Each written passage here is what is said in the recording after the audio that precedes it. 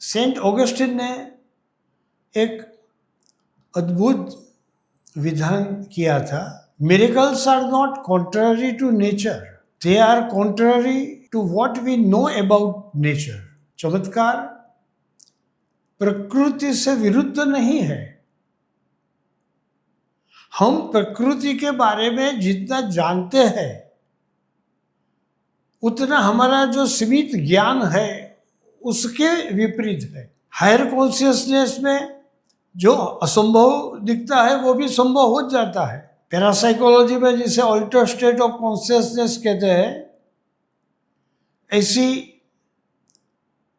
चेतना की जो एक अलग स्थिति है उसमें आ जाने पर ऐसे चमत्कार होते हैं। योगी पुरुषों में बहुत सारी योग सिद्धियां होती है। पातंजल योग सूत्र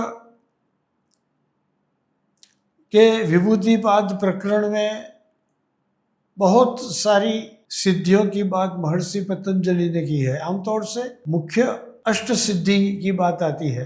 अणिमा, गरिमा, महिमा, लघिमा, इसित्व, वसित्व, ऐसी 8 शक्तियां हैं। कई योगी ऐसे होते हैं कि जिनमें ये 8 सिद्धियां, अष्ट सिद्धि योग की योग साधना के कारण प्राप्त हो गई होती है। कई योगी ऐसे हैं कि उनमें से कुछ कुछ सिद्धियां उनके पास होती है। आज हम जिसके बारे में जान रहे हैं, जिनके चरित्र का बहुत थोड़ा अंश भी आज हम देखने जा रहे हैं, ऐसे बंगाल के महान योगी स्वामी विशुद्धानंद सरस्वती परमहंस देव, इनके पास ये सारी अष्ट सिद्धियां थी और अपनी योग शक्ति के चमत्कार से वे विदेशियों को और हमारे यहाँ जो बुद्धिजीवी लोग हैं जो योग सिद्धि में नहीं मानते हैं, उनको वे प्रमाण देकर बताते थे कि हमारे योग शास्त्र में जो लिखा है वह बिल्कुल सच है, वह कहीं सुनी बात नहीं है। योग सिद्धि का चमत्कार सैकड़ों लोगों के बीच में वे करते थे और बहुत सारे जाने माने लोग, महान संत उनके पास आते थे और उनकी सिद्धि देखकर प्रभावित हो जाते थे। स्वामी विशुद्धानंद परमहंस कहते थे कि इसमें मेरा अपना कुछ नहीं है, जो कुछ है वह केवल योग के कारण आई हुई शक्ति है। कोई भी व्यक्ति योगाभ्यास से यह सिद्धि प्राप्त कर सकता है। कई लोग ऐसा मानते हैं कि योग सिद्धि के चमत्कार नहीं करने चाहिए, लेकिन वे ऐसा मानते थे कि नहीं, योग सिद्धि का चमत्कार दिखाना पड़े तो दिखाना चाहिए। उससे खुद के अभिमान को बढ़ाना नहीं है, वो ध्यान रखना है। लेकिन जो लोग योग में मानते नहीं या योग सिद्धि में मानते नहीं, ऐसे लोगों को विश्वास दिलाने के लिए कि ये शास्त्रों में लिखी हुई बात मात्र नहीं है, ऐसी सिद्धियां वास्तव में प्राचीन काल के योगियों के पास थी, आज भी हम इसे प्राप्त कर सकते हैं। भारत सरकार ने जिन्हें पद्म विभूषण का तखल्लुस दिया, जो संस्कृत के महामहिमोपाध्याय कहे जाते हैं, ऐसे पंडित गोपीनाथ कविराज उनके सबसे अग्रगण्य शिष्य थे। पंडित गोपीनाथ कविराज ने योग और तंत्र के बारे में इतनी गहनतम पुस्तकें लिखी है कि शायद किसी ने भी लिखी हो। कोई भी योगी ऐसा नहीं है कि पंडित गोपीनाथ कविराज की पुस्तक का डीप में जाकर अभ्यास न किया हो।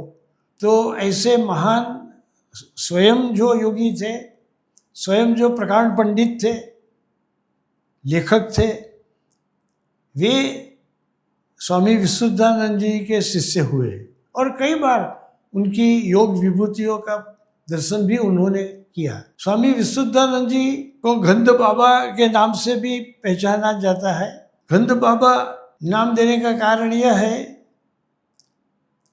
कि वे अपनी दिव्य शक्ति से कोई भी सुगंध किसी भी स्थान पर किसी भी समय प्रकट कर सकते थे। हिमालयन इंस्टीट्यूट के स्वामी राम उनसे मिले तो उन्होंने कहा कि मेरे हाथ में ऐसी सुगंध उन्होंने प्रकट की थी कि कितनी बार हाथ धोने पर भी वह गई नहीं थी। 3 दिन तक वह सुगंध अपने हाथ में उन्होंने पाई थी। सूर्य विज्ञान, चंद्र विज्ञान, नाड़ी विज्ञान, ऐसे बहुत सारे विज्ञान का अभ्यास कर उसमें पारंगतता प्राप्त करके स्वामी विशुद्धानंद जी पदार्थ का परिवर्तन भी कर सकते थे।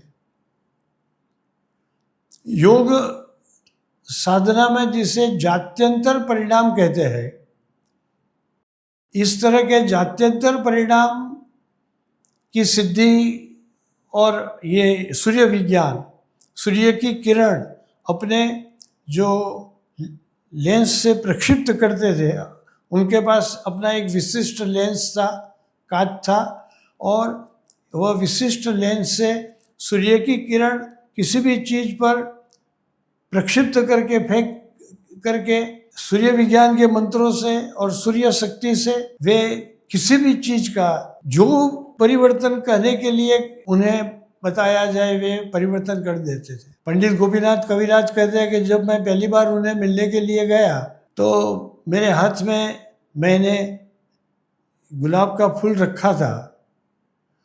उन्होंने बताया कि आप बताइए, आप जिस फूल में या जिस कोई चीज़ में इसे परिवर्तन करवाना चाहते हो तो मैं उसे आपके सामने कर देता हूँ। तो पंडित गोपीनाथ कविराज कहते हैं कि मैंने देखा कि वहाँ बहुत सारे फूल थे, लेकिन जिसे जवा कुसुम कहते हैं, जासूद का फूल कहते हैं, वो फूल नहीं था। तो मैंने उन्हें बताया कि आप इस गुलाब को जवा कुसुम में, जासूद के फूल में परिवर्तित कर दे। तो उन्होंने उसके ऊपर अपने लेंस से सूर्य की किरणें प्रक्षिप्त करके मंत्रोच्चार करके सबके सामने उसका परिवर्तन कर दिया। वो गुलाब का फूल गुलाब के बदले बिल्कुल जासूद का फूल हो गया। ये कोई हिप्नोटिज्म नहीं है कि जासूद के फूल के रूप में ही वह देखे। हिप्नोटिज्म से ऐसा हो सकता है, सजेशन देने से ऐसा हो सकता है, लेकिन यह ऐसा नहीं है। उसका प्रमाण देने के लिए वे बदली हुई चीज़ दे देते थे। उन्होंने गोपीनाथ कविराज को वो फूल दे दिया और कितने दिनों तक वह उसी हालत में रहा। किसी भी व्यक्ति ने देखा वह जासूद के फूल के रूप में ही रहा। अमेरिका का एक पत्रकार आया था, वो अपने साथ एक छोटा सा लकड़ी का टुकड़ा लेकर आया था। स्वामी जी ने पूछा, आप क्या परिवर्तन करवाना चाहते हैं? तो उस पत्रकार ने बताया कि मेरे पास जो ये लकड़ी का टुकड़ा है उसे आप परिवर्तन कर सकते हैं। तो के विशुद्धानंद ब्रह्मो से कहा, जरूर आप बताइए। तो वो पत्रकार ने कहा कि इसे पत्थर के रूप में परिवर्तित कर दीजिए। यह जो लकड़ी का है, यह जो वुडन है, वह स्टोन का हो, पत्थर का हो, इस तरह से उसका परिवर्तन कीजिए। तो स्वामी जी ने अपने लेंस से उसके ऊपर सूर्य की किरणें डाली, सूर्य विज्ञान के मंत्र का उच्चारण चालू किया। वह सबके सामने परिवर्तित होने लगा। उसका आधा भाग तो पत्थर का हो गया। फिर उस पत्रकार ने कहा, स्वामी जी मेरी एक विनती है। हाँ बताइए, क्या आप इस प्रक्रिया को बीच में रोक सकते हैं?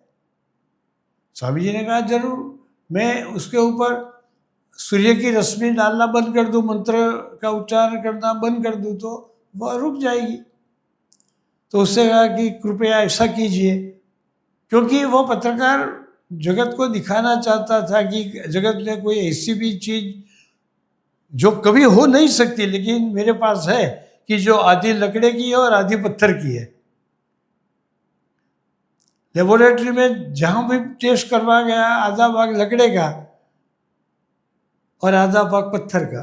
ब्रिटेन के जाने माने लेखक तत्वचिंतक पॉल ब्रंटन भारत में आए तो स्वामी विशुद्धानंद जी के साथ भी रहने का लाभ उन्होंने लिया। एक बार वे खुद ऐसा चमत्कार देखना चाहते थे। पॉल ब्रंटन ने स्वामी जी को पूछा कि इस विज्ञान से किसी की मृत्यु हो गई हो उसे जीवित कर सकते हैं? स्वामी जी ने बताया कि ऐसा करना नहीं चाहिए। प्रकृति के काम में विक्षेप करना ठीक नहीं है। फिर भी तुम्हें देखना हो तो मैं दिखा सकता हूं, कर सकते हैं, योग में ऐसी सिद्धि है। तो उसने कहा ठीक है, तो मैं देखना चाहता हूं। तो 1 घंटे से मरी हुई एक जो स्पैरो थी, चिड़िया, उस मरी हुई चिड़िया को 1 घंटे तक वैसे ही रखा गया कि शायद वो बेहोश हो गई हो और उसमें होश आ जाए, वह उड़कर चली जाए, ऐसा ना हो। 1 घंटे तक, बहुत लंबा समय है 1 घंटे का, उसे मृतप्राय रखने दी गई। उसके बाद जब पॉल ब्रंटन ने कहा तब स्वामी जी ने अपना प्रयोग चालू किया और उसके ऊपर सूर्य की रश्मि प्रक्षिप्त करके अपने सूर्य विज्ञान के मंत्रों का पठन चालू करके जो प्रक्रिया है वह प्रक्रिया चालू की और थोड़ी देर में तो उसके अंदर प्राण आ गए और उस चिड़िया जो मरी हुई पड़ी थी वह बैठ गई। वहाँ से वह उड़कर वृक्ष की डाली पर जाकर बैठ गई। पॉल ब्रंटन ने अपनी किताब में जो ये चमत्कार, योग शक्ति का चमत्कार देखा था, उसका वर्णन किया है। बहुत सारे ऐसे प्रयोगों का वर्णन पॉल ब्रंटन ने अपनी किताब में किया है। ये सर्च इन सीक्रेट इंडिया उनकी बहुत प्रसिद्ध पुस्तक है। उसमें भी स्वामी विशुद्धानंद परमहंस के योग सिद्धियों का बहुत सारा वर्णन है। तो योग सिद्धियाँ केवल शास्त्रों में लिखी हुई बात है ऐसा नहीं है, लेकिन सच में जो लोग योग साधना में बहुत उसके डेप्थ में जाकर गहराई में जो बात बताई गई है उसे अपने जीवन में उतार कर साधना में जब तद्रुप हो जाते हैं तब ये सिद्धियाँ प्राप्त होने लगती है। तो जैसे नीप करोरी बाबा एक चमत्कारिक सिद्ध पुरुष है, इसी तरह से स्वामी विशुद्धानंद परमहंस देव को भी, जिन्हें हम गंध बाबा के नाम से भी पहचानते हैं, वे बहुत सारी योग सिद्धि प्राप्त कर चुके थे। और जब कोई इस शास्त्र का, इस योग विज्ञान का प्रमाण मांगे तो उसका प्रमाण देने के लिए कोई अपने स्वार्थ के कारण नहीं, कोई ऐसी वैसी चीज प्राप्त करने के लिए नहीं, लेकिन केवल शास्त्र का प्रमाण देने के लिए भी वे ऐसी योग सिद्धि का प्रदर्शन विज्ञानियों के सामने भी करते थे। क्वींस कॉलेज के अभय चरण सान्याल नाम के जो प्राध्यापक थे, उन्होंने भी कई वैज्ञानिक तरीके से स्वामी जी की कसौटी ली थी और वे भी उनके भक्त हो गए थे। तो ऐसी योग सिद्धि का चमत्कार जो कई योगियों में हमें दिखाई पड़ता है, यह हमें जरूर आश्चर्य में डाल देने वाला है।